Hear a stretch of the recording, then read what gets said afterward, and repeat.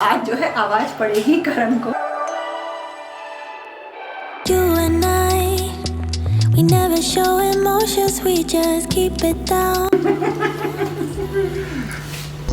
Yeah, you and I, both longing for expression. तो जितने भी कमरे हैं शानू सबको बराबर कर देता है।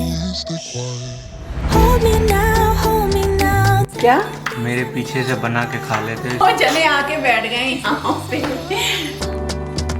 Say it loud, wake the world on the other side, make it real, just let yourself go, just let go.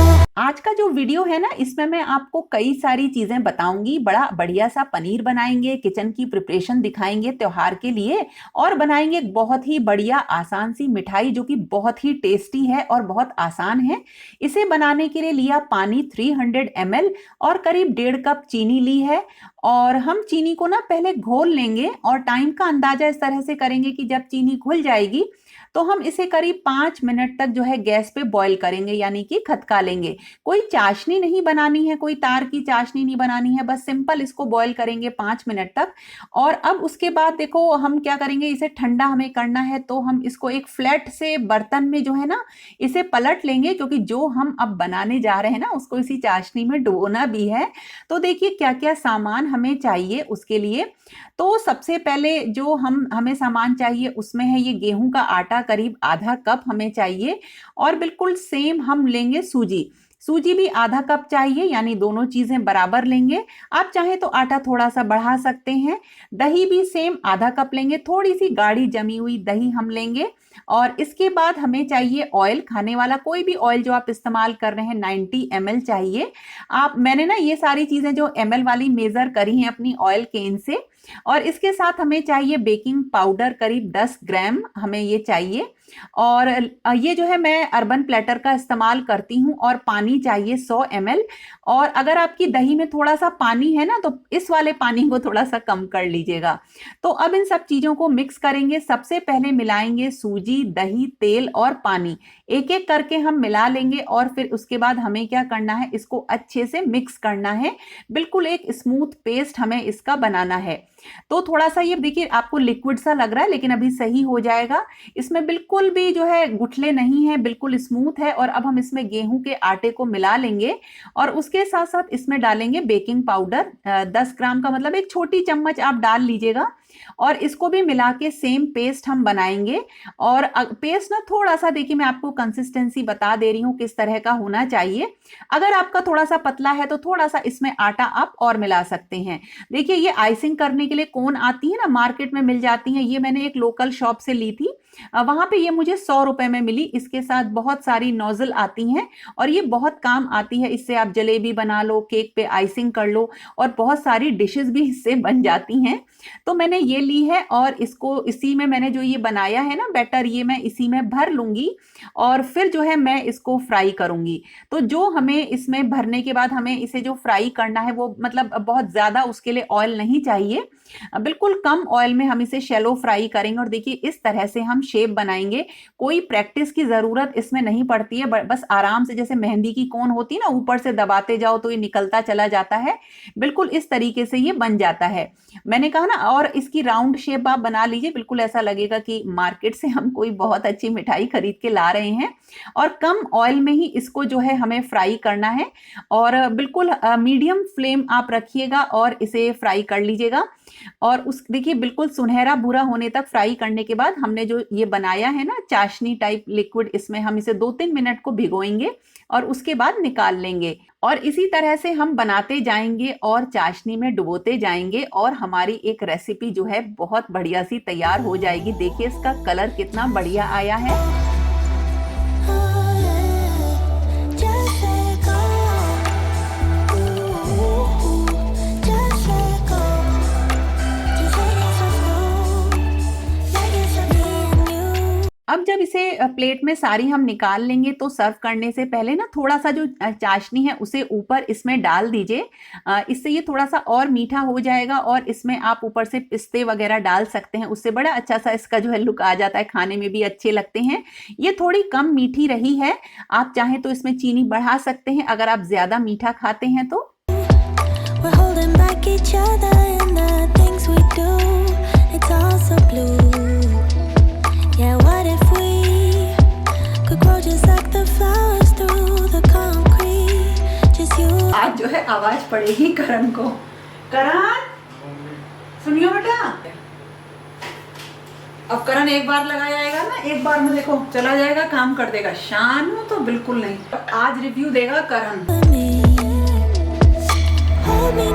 Hold me now, tell me things, tell me all about how you feel. Just let yourself go.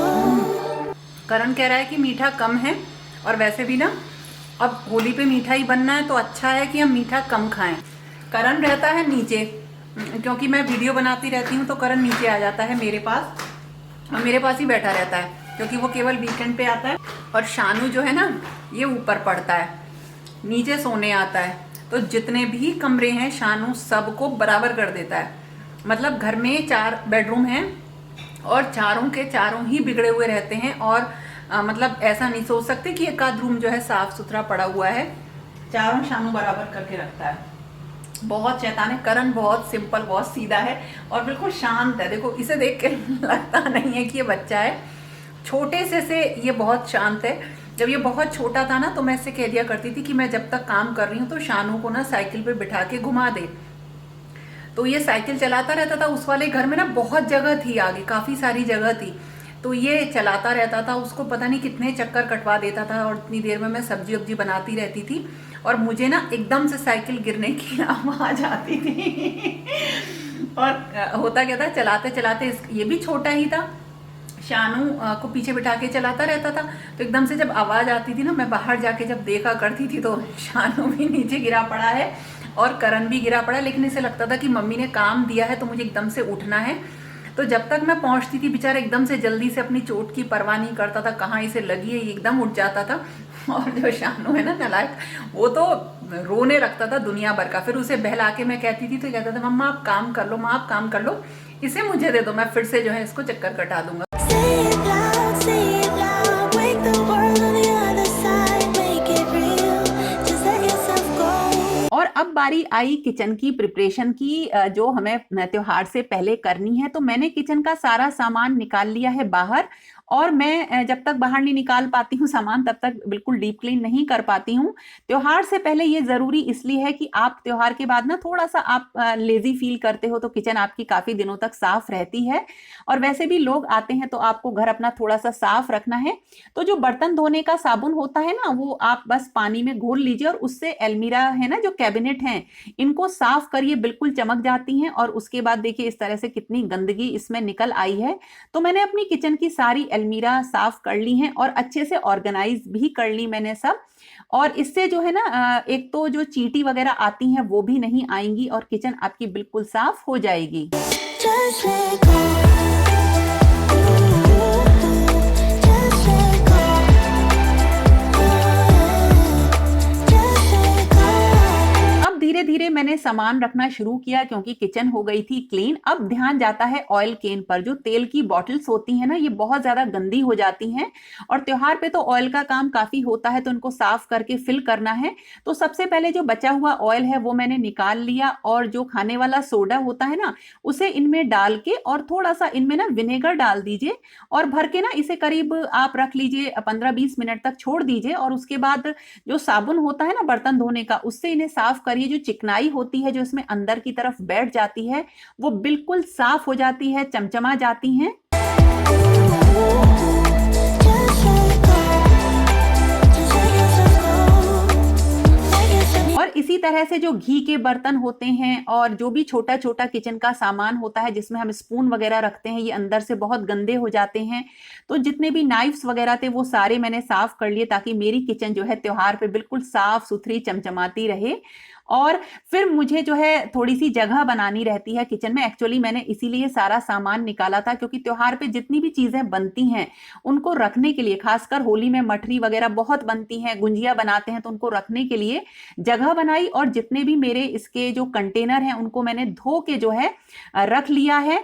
और कुछ तो बाहर रखे हैं जिनको बच्चे बहुत ज्यादा खाएंगे, जैसे गुंजिया, मठरी वगैरह, और कुछ मैंने अंदर रख दिए।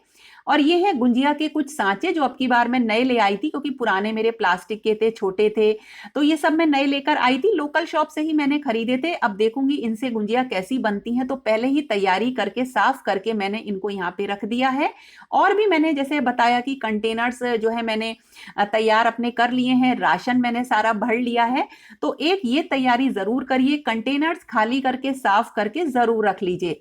और इसी के साथ साथ जो फ्रिज है ना, उसको भी साफ करना बहुत ज्यादा जरूरी हो जाता है, क्योंकि होता क्या है, देखो दिवाली पर तो बहुत सारी मिठाई आती है और होली पे बनते हैं दही बड़े और बहुत सारी डिशेस बनती हैं। जैसे मैं अभी सौंठ भी बनाऊंगी, तो वो सब जो है ना फ्रिज में ही रखते हैं, बचा हुआ सामान, सब्जियां बच जाती हैं, खाने का बहुत सामान बच जाता है, क्योंकि बहुत सारे पकवान बनते हैं और वो बचे हुए हम फ्रिज में रखते हैं।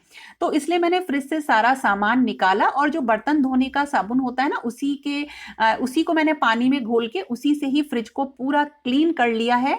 और इसमें से जो भी बेकार का सामान था वो हटा दिया है, जैसे छोटे मोटे जो भी चीजें सामान रखे हुए थी, और फ्रिज में बना ली है बहुत सारी जगह, ताकि फेस्टिवल पे जो कुछ भी मैं डिशेस बनाऊं और बचें, क्योंकि बहुत सारी बनती हैं तो वो आराम से फ्रिज में आ जाएंगी। और वैसे भी क्योंकि मेरा फ्रिज छोटा है तो मुझे इन चीजों का ध्यान रखना पड़ता है।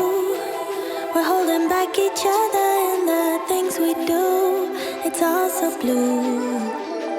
और हाँ, फ्रिज साफ किया तो मलाई भी निकली। जितनी भी मलाई थी उसको त्योहार से पहले ही जो है आप जमा दीजिए, या उसका जैसे भी घी निकालते हैं वो निकाल लीजिए, क्योंकि त्योहार के बाद काफी दिन तक टाइम नहीं मिलता है, क्योंकि बच्चे वगैरह घर पे रहते हैं। तो ये काम भी मैंने पहले ही निपटा के रख दिया है। और अब बढ़ते हैं पनीर की तरफ। तो देखिए, ये एक पनीर मेकर है जो कि मैंने मंगाया था, आप लोग के साथ शेयर किया था ना। मैं इसी से पनीर बनाती हूँ, बहुत अच्छा बनता है, आपको किसी कपड़े की, फैब्रिक की जरूरत नहीं पड़ती है। ये इस तरह से 3 पीस में आता है। तो सबसे पहले देखिए, जो ये कंटेनर होता है ना, इसके अंदर इसको डाल के ऊपर से जो तीसरी चीज है ना, ये तीसरा आइटम है, इससे इसको प्रेस किया जाता है। तो त्योहार पे भी मैं ढेर सारा पनीर बना के रख लेती हूँ, ताकि उसे मैं इस्तेमाल करती रहूं। तो आप भी इसी तरह से पनीर बना सकते हैं। तो सबसे पहले मैंने दूध लिया है घर में, करीब आधे से 1 किलो के बीच का ये दूध होगा, मुझे करेक्ट नहीं पता है। इसे मैंने उबालने के लिए चढ़ा दिया, और साथ के साथ ना 2 नींबू का रस मैंने निकाल लिया है, और इसमें मिला दूंगी मैं पानी। पानी इसलिए मिलाना पड़ता है कि थोड़ा सा जो है ये दूध को ठंडा कर दे, और पनीर जो है हमारा ज्यादा निकले और टाइट ना हो। तो देखिए, जब इसी के साथ साथ एक बड़ा मैंने भगोना और ले लिया है, और इसके ऊपर अगर आपके पास कोई छलनी वगैरह है उसको रख दीजिए, ताकि जब हम इसमें ये अपना पनीर मेकर रखें तो इसका जो पानी है ना, एक्स्ट्रा पानी है या जो इसमें फटा हुआ दूध होता है वो निकल जाए। दूध जब उबल जाए तो ये खास बात ध्यान रखिएगा कि दूध को उबलने के बाद करीब 5 से 7 मिनट तक ठंडा होने दीजिएगा, और फिर धीरे धीरे करके आप नींबू का रस मिलाएंगे। अगर आपके पास नींबू का रस नहीं है तो आप विनेगर मिला सकते हैं, या जिस भी चीज से आप दूध को फाड़ना चाहते हैं। और जब आप इसमें डालें ना, तो एक तो दूध थोड़ा सा ठंडा होना चाहिए, और दूसरी चीज है कि इसको बहुत ज्यादा आप मत चलाइएगा, हल्के हाथों से इसे चलाइएगा, नहीं तो जो है ना इसका छेना अच्छा नहीं निकलता है। गर्म दूध में अगर आप फाड़ने की कोशिश करेंगे तो पनीर बहुत टाइट बनता है। तो हल्के हल्के हाथों से इसे चलाएंगे। दूध सारा देखिए फट गया अच्छी तरह से। और अब हम देखिए इस पनीर मेकर में डाल देंगे अपना ये फटा हुआ दूध, तो इसके अंदर जो है सारा पनीर आ जाएगा। दूसरा, आपको किसी भी कपड़े को लगाने की जरूरत इसमें बिल्कुल भी नहीं है, और इसके जो छेद है ना उसमें से भी देखिए बिल्कुल बाहर ये पनीर नहीं निकलता है, तो कोई कपड़ा वगैरह आप बिल्कुल भी मत रखिएगा।